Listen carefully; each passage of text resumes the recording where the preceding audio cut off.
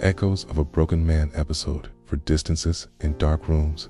July moved through the house like a slow, persistent ache. Days blurred into each other, and the calendar on the kitchen wall didn't seem to mean anything anymore. Your family moved through the motions, meals, chores, prayer, but all the edges had dulled. The things that used to tie you to one another frayed under the strain of an absence that could not be fixed. At school, the routine gave you structure you didn't trust at home. In class, you placed your pencil on the paper and let your hand do the work, not because you had something to say, but because the motion steadied your breath. Mandy and Sophia still teased you gently. Michael still waited with his ridiculous jokes and overinflated confidence. Those islands of normality were lifelines, small and stubborn, pulling you through the day. But home was different now. You began to keep your distance. Not in a loud, dramatic way. There weren't fiery fights or slammed doors, but in the way you stayed later in the yard with Michael. In the way you found excuses not to eat at the table. You let the rooms be their own, kept your footsteps quiet, retreated to the little corner of your bedroom where your sketchbook lived. When your mother reached out, you pulled back. When your older siblings tried to ask how you were, you made a joke and walked away. Distance felt safer than grief. Sometimes your silence became a kind of armor. You let your family think you were fine because telling them how you truly felt impossible. Saying the truth would be like opening the door and letting the wind in. You feared it would blow everything to pieces. And besides, what words could hold a hole that big? The idea of starting to explain was almost laughable. The explanation wouldn't fit into sentences. Scared to church on Sundays, the songs and prayers felt like salt on a wound. People sang about God's love and plans, about hope and light. You stared at the stained glass and felt nothing but rage. The thought came again and again, brittle and black at the back of your throat. If God was real, if he was loving, why had he taken her?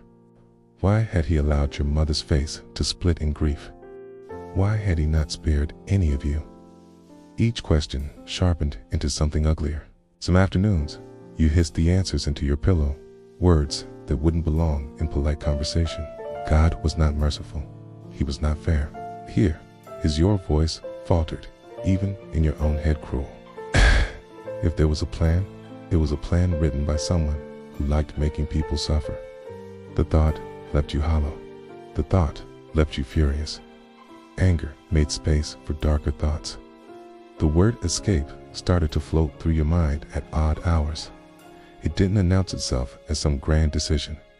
Rather, it came as an idea that felt like a relief on an unbearable day.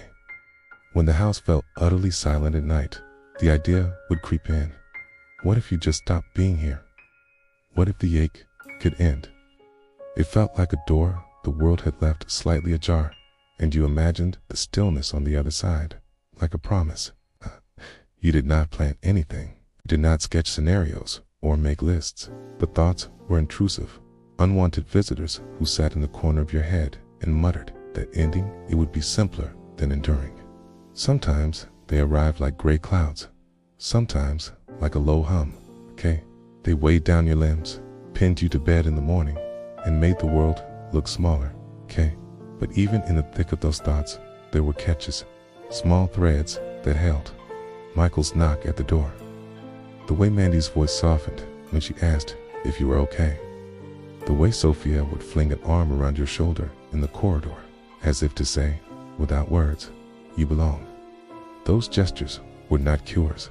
They were not cures because this was not an illness that could be snapped away by laughter or compliment. But they were threads, fragile and stubborn, the kind you could grip when the storm felt too big. Once, on a night when the rain came in hard and the house felt like a hollow shell, you nearly let the idea move from thought into action. You sat on the edge of your bed with your sketchbook in your lap, heart racing, hands trembling. The room felt too tight. Your breath sounded too loud. For a moment, a fierce calm wrapped around you. the kind that sometimes comes before something tragic. You imagined leaving, walking down the street, and not returning. You imagined the relief your mind thought it would bring. It called to you with the soft cruelty of a lie that sounds like kindness. You didn't go. Yeah, you didn't go because the walk to the window in the dark happened first, and you saw outside the street lamp across the way the pool of yellow light, a boy kicking a can. You heard distant laughter.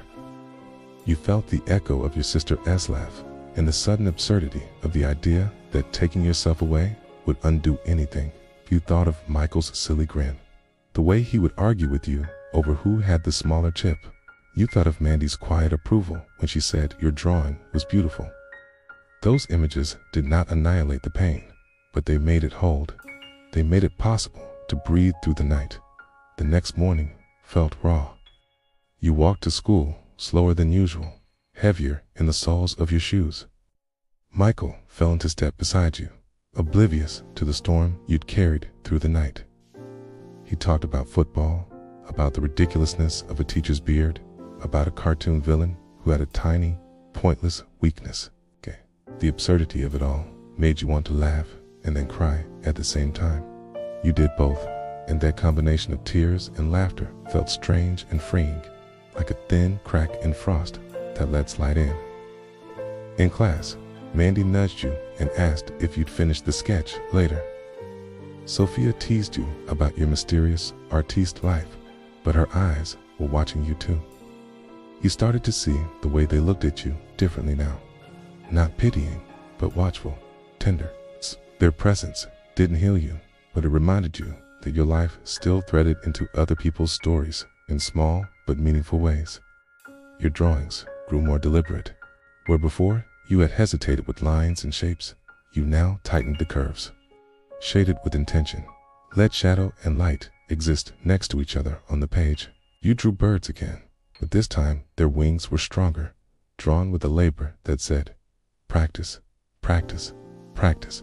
You couldn't force yourself back into a life that felt safe, but you could build small things, a sketch, a choke, a shared carton of chips, into scaffolding that held you upright for a little longer.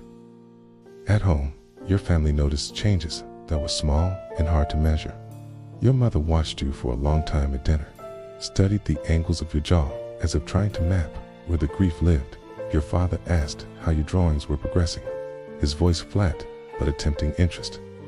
No one knew exactly what to say to pull you out of the darker places, and sometimes the silence was because there were no words at all. Days bled into months. The idea of ending things receded and returned like a tide, unpredictable, cold, sometimes nearly overwhelming.